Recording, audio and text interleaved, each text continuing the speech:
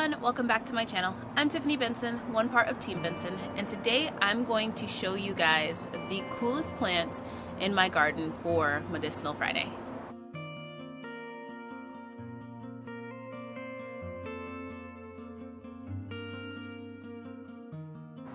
But guys, first I want to show you, look at who survived its first 95-degree day. So I did put some shade cloth on this side of it, like over here, but I wasn't able to do anything about the top. And luckily the clouds helped me out and kind of protected it.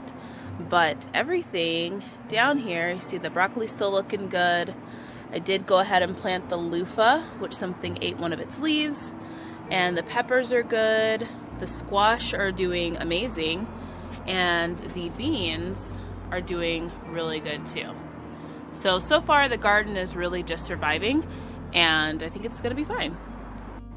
So I wanted to show you guys that real quick because shade cloth just doesn't have to be a desert thing.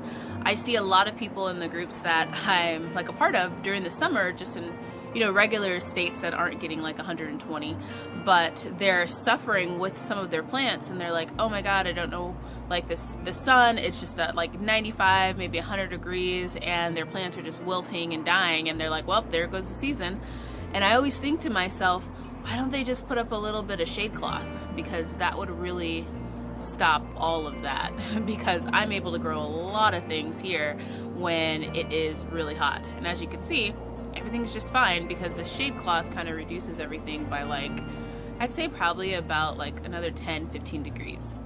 But let's talk about one of my favorite plants. Now, if I had to pick a plant in my whole entire garden to say that this is going to be the coolest plant, it will be my toothache plant. And that's because what it does is what it's called basically.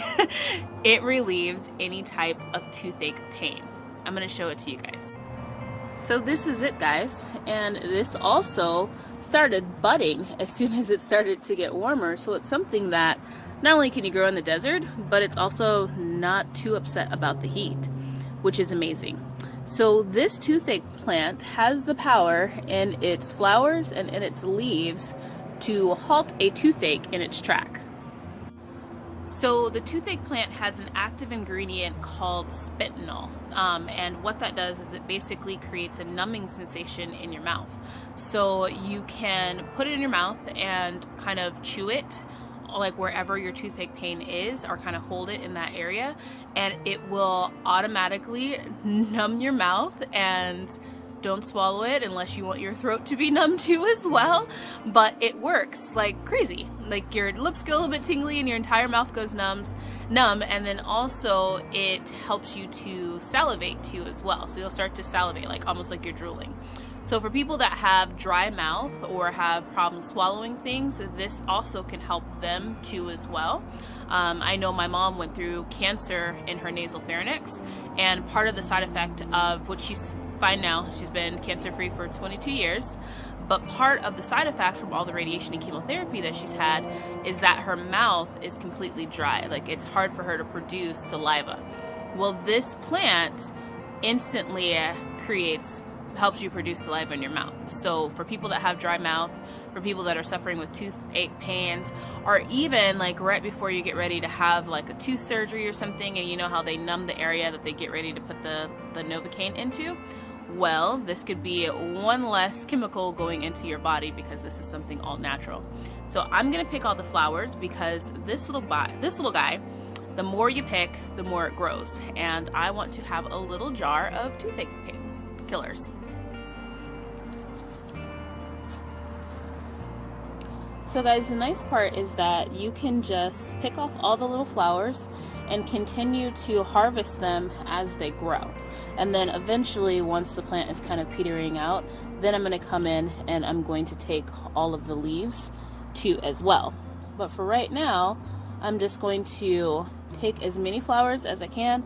All the ones that are like this, where they're completely yellowed and they're just like in like their prime state, those are the ones you want. You don't want to get them when they haven't completely opened yet. So we're just going to clear all these, and then we'll talk about what I'm going to do with them. So not a bad little harvest for my first little harvest of them. Now I have tried one of these because when they started to yellow, I was like, okay, like let's see what this is kind of all about. And I put one in my mouth and just chewed it up completely and swallowed it. And within seconds, my entire mouth was numb and I was like drooling. And then my throat went numb and I was like, oh my God, like I probably shouldn't have swallowed that.